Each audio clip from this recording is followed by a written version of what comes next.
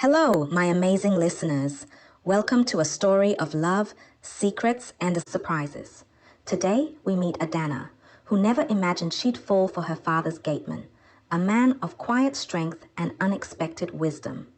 Drawn to his humble charm, she falls in love, unaware that he's hiding a truth that could shatter everything or bring them closer than ever. Sit back and get ready, because this is one love story you won't want to miss. Adana, a beautiful, warm-hearted young woman, returns home to Nigeria after completing her studies in the UK. Her father, Chief Okiki, is a successful businessman and a respected figure in the community. The family estate is sprawling, with lavish gardens, luxurious cars, and, as always, a staff of housekeepers, drivers, and security.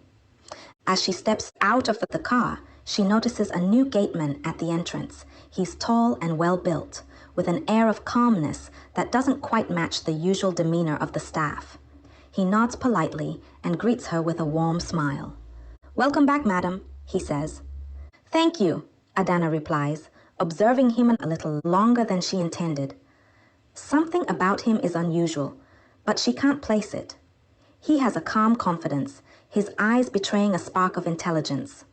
"What's your name?" she asks, curious. "My name is Emeka," he replies.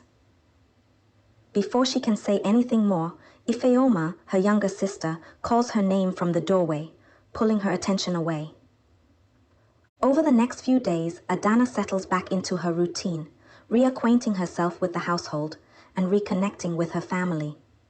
Ifeoma, her 21-year-old sister, has become even more spoiled in her absence. She's fashionable, constantly hosting friends, and often dismisses the staff with a wave of her hand. One afternoon, Ifeoma throws a small party by the pool. Music blares, and her friends lounge around sipping cocktails. When Emeka, the gateman, comes to deliver some water, Ifeoma doesn't waste the opportunity to show off in front of her friends. "Oh, Emeka, can you fetch my handbag from my room?" she asks dismissively, not even looking up. Emeka pauses. "I'm sorry, miss, but I'm the gateman, not the houseboy." Ifeoma raises an eyebrow. "What difference does it make? Just do what I asked," she snaps, annoyed. Her friends laugh, and Emeka's face hardens, but he maintains his composure. He turns and leaves, and Adana, who has been watching, feels uncomfortable with her sister's behavior. Later, Adana quietly mentions to Ifeoma that she should be more respectful, but Ifeoma dismisses her, saying, "Come on, Ada, they're just staff. Besides, isn't he getting paid for it?" Adana sighs, realizing her sister's attitude won't change easily. Despite Ifeoma's attitude, Adana finds herself curious about Emeka. One evening, while walking in the garden, she hears him speaking on the phone in a low tone. She tries not to eavesdrop, but his words are intriguing. Yes, I'll send the funds to the school," he says. "The children should have everything they need for the new term." Surprised, Adana realizes he's talking about a school. When he finishes the call, she walks over to him, and they strike up a conversation. "I overheard you talking about a school. Are you helping one?" she asks cautiously. Emeka looks slightly embarrassed. It's a small thing, just helping a few children in my village," he says, trying to be humble. "They deserve a chance to learn, you know?" Adana is surprised, but touched by his words. Here's a man with so little, yet he's focused on helping others. They talk a bit more, and she realizes that Emeka is remarkably well-read and informed. Their conversation flows easily, and Adana finds herself captivated by his wisdom and kindness. Over the following days, they continue to exchange greetings and small conversations. Adana feels herself drawn to Emeka, and each encounter leaves her curious to know more about him. One evening, Adana decides to go for a drive alone to clear her mind. As she drives, her car unexpectedly breaks down on a quiet road near the estate. She tries to call someone for help, but there's no network signal. Frustrated and a little anxious, she steps out of the car and tries to figure out what might be wrong. Just then, she hears a motorcycle approaching. It's Emeka, who's on his way back to the estate after running an errand. He stops immediately when he sees her car stranded. "Adana, are you okay?" he asks, concern evident in his voice. "I think something's wrong with my car," she says, relief washing over her. Emeka takes a look under the hood, skillfully identifying and fixing the problem. Adana watches him, struck by how capable and calm he is. As they sit on the curb afterward, waiting for the car engine to cool, Emeka opens up about his dreams. "I may not look it, but I have big dreams," he says with a chuckle. "One day, I want to open a charity for children in poor communities, give them access to quality education." Adana listens, fascinated. She's never met someone so selfless and grounded, especially in his position. Her admiration grows, and she finds herself thinking about him more often. Unknown to Adana, Emeka isn't the struggling village boy he appears to be. His full name is Emeka Ozo Emena, and he's the heir to a billion-naira fortune. His late father, a renowned billionaire, left behind a will with strict instructions. To inherit the family fortune, Emeka must spend a year living a modest life to gain a true understanding of what it means to be ordinary. This is his father's way of ensuring that Emeka won't take wealth for granted. Only his family lawyer, Mr. Kalu, knows the truth. Emeka's disguise as a gateman is part of this arrangement, which he has maintained with great care. The year-long challenge is nearly complete, but he's starting to have second thoughts about revealing the truth now that he's met Adana. Emeka's feelings for Adana have grown unexpectedly strong. He's drawn to her kindness, intelligence, and warmth, and he begins to wonder if she'd still feel the same way about him if she knew his true identity. A part of him feels guilty for hiding such a big secret, but he also fears that revealing it too soon could ruin everything. To complicate things, he notices that Adana's spoiled younger sister, Ifeoma, keeps trying to make his life difficult. Her disrespectful behavior grates on him, but he reminds himself that his late father's mission was about learning humility. He doesn't retaliate, instead staying calm and focused on completing his year of humility and proving himself worthy of his father's legacy. Adana's feelings for Emeka have grown beyond curiosity. She's drawn to him in a way that surprises her. She admires his humility, selflessness, and calm resilience, qualities that stand in sharp contrast to the wealthy, flashy men she's used to meeting. Emeka, too, finds himself falling for her, though he's wary of revealing too much about his real identity. However, as his feelings deepen, Emeka wonders if Adana would still feel the same way if she knew about his fortune. Wanting to be sure her feelings are genuine, he decides to test her loyalty. He arranges for his close friend Kunle, a wealthy and charming businessman, to accidentally meet Adana. Emeka carefully instructs Kunle to act interested in Adana, hoping to see if she might waver for a man of higher status. Kunle, who knows Emeka's plan, is more than willing to play along. He's dashing, confident, and openly wealthy, with an easy charm that women find irresistible. When he and Adana meet, he impresses her with his humor and sophistication, quickly forming a friendship with her. Adana found herself both intrigued and flattered by Kunle's attention. His polished demeanor, intelligent conversation, and effortless charm were qualities she couldn't ignore. He spoke of world travels, luxurious ventures, and his vision for business, weaving tales that seemed to come from a different world altogether. At first, Adana enjoyed their conversations, finding his lifestyle fascinating and his confidence refreshing. But there was something missing. Each time Kunle shared stories of his success or cracked a witty joke, Adana found herself thinking of Emeka, his humble nature, the way he listened more than he spoke, and the kindness that radiated from his every action felt far more genuine than Kunle's showmanship. Even when Kunle's gestures were grand, offering her a ride in his sleek car or a dinner invitation to one of the most exclusive restaurants, Adana found herself wanting to retreat to the simplicity of a quiet conversation by the gatehouse. Despite her reservations, she tried to get to know Kunle better. His humor and charm made him pleasant company, but she felt no real pull toward him. She began to notice small things, the way he spoke about wealth as if it were the ultimate measure of success, or how his attention always seemed to drift back to himself. It wasn't unkind, but it lacked the depth she had come to appreciate in Emeka. Ifeoma's treatment of Emeka becomes increasingly disrespectful as she grows jealous of the attention Adana gives him. She notices her sister's frequent conversations with Emeka and begins to suspect that there's something more going on between them. Feeling insulted that her sister would even consider a lowly gateman, she decides to put Emeka in his place. One day, Ifeoma hosts a pool party with her friends. As Emeka walks past with supplies, Ifeoma snaps her fingers at him.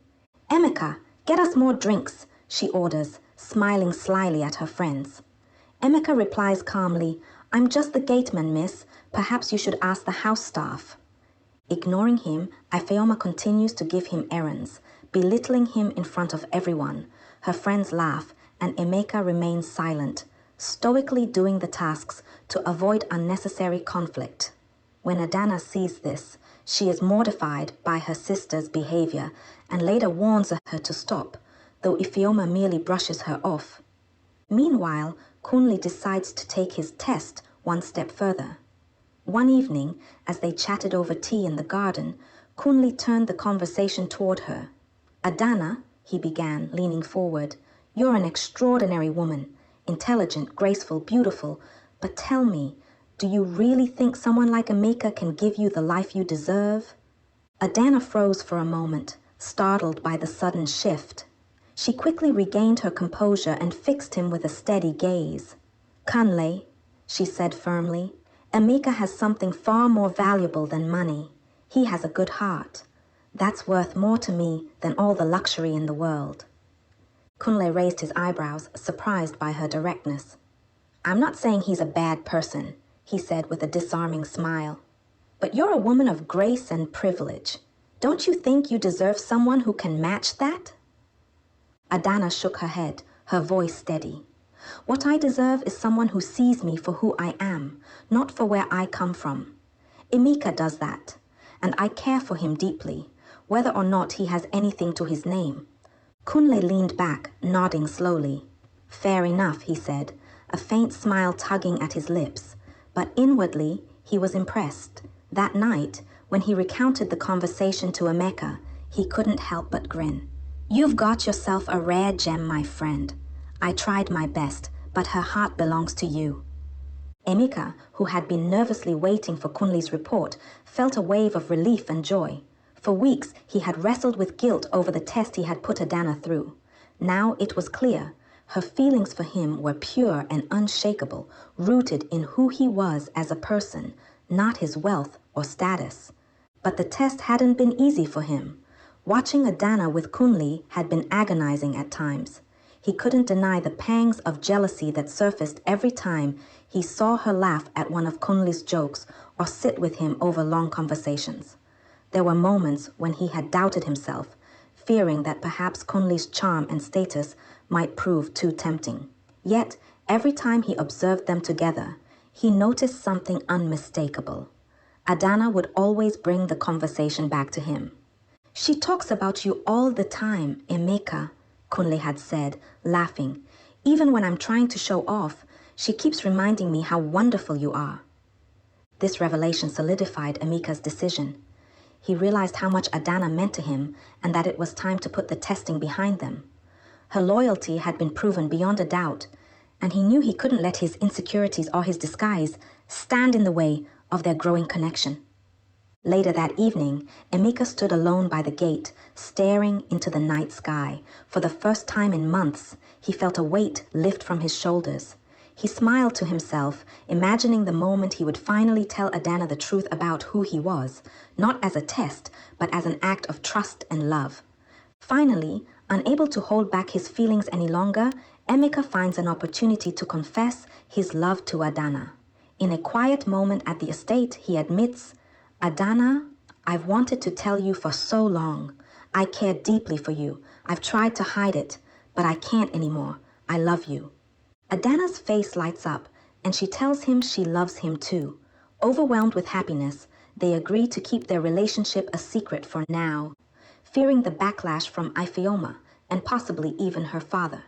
However, their private conversations and stolen moments together don't go unnoticed by Ifeoma.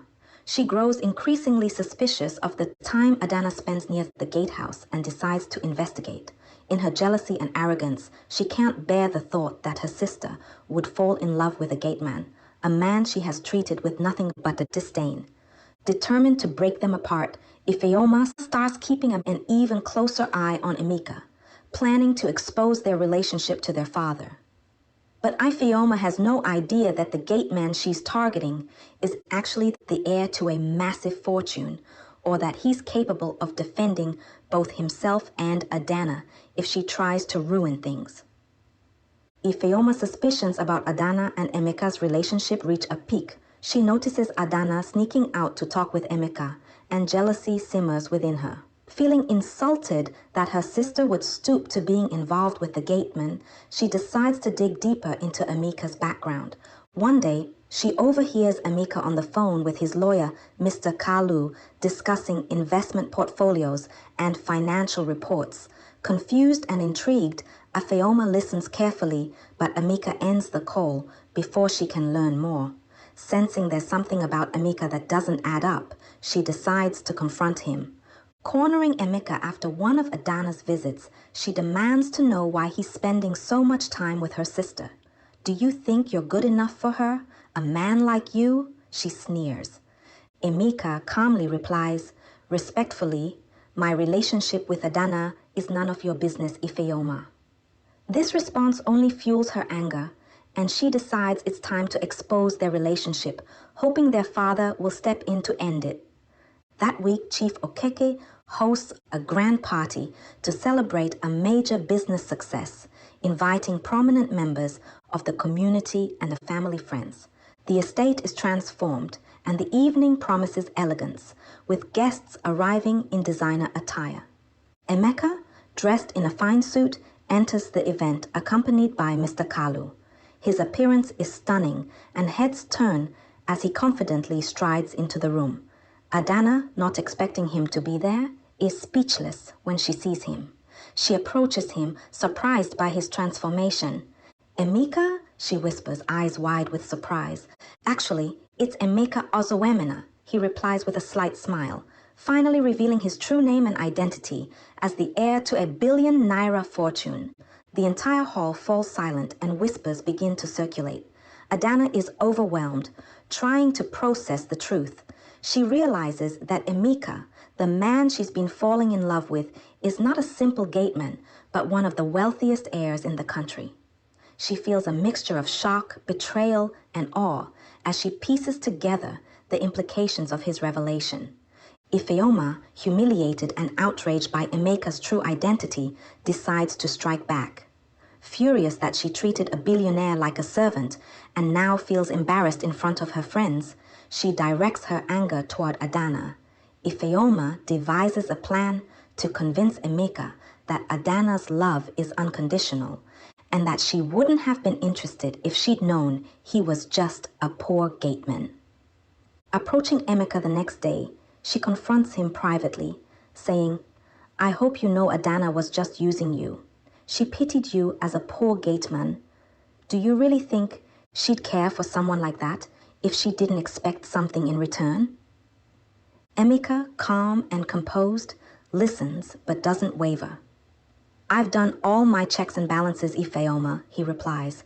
"I know Adana's true heart, and I don't believe anything you're saying. It's you who underestimated people, not her." Enraged by Emeka's refusal to doubt Adana, Ifeoma storms off, frustrated that her plan has failed. Emeka's unwavering belief in Adana strengthens his resolve to support her, knowing she has passed every test of loyalty he put in front of her. Meanwhile, Chidi, a longtime family friend with an unspoken love for Adana, seethed with jealousy as he observed her growing closeness to Emeka. The revelation that Emeka was not a humble gateman, but a billionaire heir, only fueled his bitterness. Chidi had always seen himself as the perfect match for Adana, someone who shared her privileged background and understood the responsibilities of wealth. To him, Emeka was an impostor who didn't deserve her love. Desperate to win Adana's affection, Chidi sought an unlikely ally, Ifeoma, Adana's younger sister. Still nursing her own resentment over Emeka's rejection of her accusations against Adana, Ifeoma agreed to Chidi's scheme. Together, they crafted a plan to tarnish Adana's reputation and break her relationship with Emeka. They spread insidious rumors among mutual friends and social circles, painting Adana as manipulative and opportunistic. She only started noticing Emeka because she suspected he was wealthy, Chidi told anyone who would listen. Ifeoma added fuel to the fire, claiming, Adana always said she could never date someone like a Gateman. Why the sudden change? It's obvious she found out about his money. As the rumors spread, Emeka began to hear whispers. Though he initially dismissed them, confident in Adana's sincerity, the sheer volume of the accusations began to weigh on him. Even people he respected subtly questioned him. Are you sure about her intentions? They would ask, planting seeds of doubt. When Adana learned of the rumors, she was furious and heartbroken. She immediately confronted Chidi in his office, her voice trembling with anger. How dare you spread lies about me, Chidi? She demanded, her eyes blazing. I trusted you as a friend, and this is how you repay me? Chidi, startled by her directness, attempted to feign innocence. I'm only trying to protect you, Adana, he said smoothly. Don't you see? Emeka is manipulating you. He's not who you think he is. Adana's expression hardened. The only person manipulating anyone here is you, Chidi. You're jealous, and you think spreading lies will make me choose you. But let me make this clear. I will never be with someone as petty and deceitful as you. Chidi's facade cracked for a moment, and his jealousy spilled out. Do you really think Emeka loves you? He spat. You're just a conquest to him. You'll see. When his money matters more than you, don't say I didn't warn you. Adana, her heart pounding with rage, stepped closer to him. You're wrong, Chidi. Emeka's love is real, and no amount of lies will change that. Stay out of my life. She stormed out, leaving Chidi fuming. Despite Adana's reassurances, the rumors continued to gnaw at Emeka. He began to notice subtle changes in how people treated him, their polite smiles masking judgment. Even some of the household staff seemed to act differently around Adana, whispering behind her back. For the first time, Emeka felt uncertain. Could there be a kernel of truth to the rumors? Was Adana drawn to him because of his wealth? One evening, Emeka sat alone in the gatehouse, staring at the photograph of his late father on the wall. What would you do, father? He whispered. The weight of the rumors pressed heavily on his chest. He loved Adana deeply, but doubt had crept into his heart. Just then, his lawyer Mr. Kalu called. Emeka, I've been doing some digging as you asked, Kalu said. I believe you need to know who's behind these rumors. What did you find? Emeka asked, his voice tight with tension. It's Chidi and Ifeoma, Kalu revealed. They've been spreading these lies for weeks, targeting Adana's character to drive a wedge between you two. Emeka felt a rush of conflicting emotions, relief that Adana was innocent, anger at Ifeoma and Chidi, and guilt for ever doubting the woman he loved. Thank you, Kalu, he said quietly. I know what I need to do. That night, Emeka invited Adana to the garden for a walk. As they strolled under the stars, he turned to her, his expression serious. Adana, I need to tell you something. What is it? She asked, sensing the gravity in his tone. I've heard the rumors, he admitted. For a moment, I let them get to me. I doubted you, even though I knew in my heart that you've always been honest with me. Adana stopped walking, her eyes searching his face. Emeka, I would never. I know, he interrupted gently. I know that now. Kalu found out that Chidi and Ifeoma were behind everything. They wanted to tear us apart, but they failed. Adana felt a surge of emotions, relief, anger, and sadness all at once. I confronted Chidi earlier, she said. He tried to convince me that you didn't love me. He's so blinded by his jealousy." Emeka took her hands in his eyes filled with both love and remorse. "I'm sorry, Adana. I should have trusted you completely. You've proven your love for me time and again, and I let their lies shake me. It won't happen again." Adana squeezed his hands, her voice steady. "We've both been tested, Emeka. But I know what we have is real, and I won't let anyone take that from us." In that moment, Emeka felt his doubts melt away. He realized that Adana's love was his anchor, and he vowed never to let external forces cloud their bond again. Determined to clear Adana's name and put an end to the rumors, Emeka arranged a private meeting with Chief Okeke and Mr. Kalu. In the meeting, Emeka revealed the evidence of Ifeoma and Chidi's involvement, including accounts from people who had heard their lies firsthand. Chief Okeke, furious at the betrayal, agreed to help Emeka expose the truth publicly. "Adana's reputation must be restored," he said firmly, "and these two need to face the consequences of their actions." Together, they planned a family gathering where the truth would be revealed, setting the stage for a dramatic reckoning. At the family gathering, Emeka publicly addresses the guests and shares his story, revealing his journey of humility as part of his father's will. He speaks about the importance of understanding people's character beyond wealth and titles, and how he discovered true love in Adana, who cared for him without knowing his fortune. Then he shares the details of Chidi and Ifeoma's betrayal, revealing how they tried to ruin Adana's reputation out of jealousy and pride. Shocked, Chief Okiki publicly reprimands both Chidi and Ifeoma, who are humiliated in front of family and friends. Chidi, embarrassed and angry, leaves in disgrace, and Ifeoma is left to deal with the shame of her actions. Adana, overwhelmed but relieved, embraces Emeka, grateful for his loyalty and trust in her. Chief Okiki finally accepts Emeka as a worthy partner for his daughter, realizing the depth of Emeka's character and his genuine love for Adana. Emeka's humility and integrity impress Chief Okiki, and he gives his blessing to their relationship. With the truth out in the open, Adana and Emeka's relationship blossoms without the burden of secrecy. Adana feels a renewed sense of trust and gratitude toward Emeka, knowing he tested her loyalty not out of mistrust, but to protect his heart from those who might be drawn to his wealth. Their bond deepens as they spend time together without hiding, making plans for the future.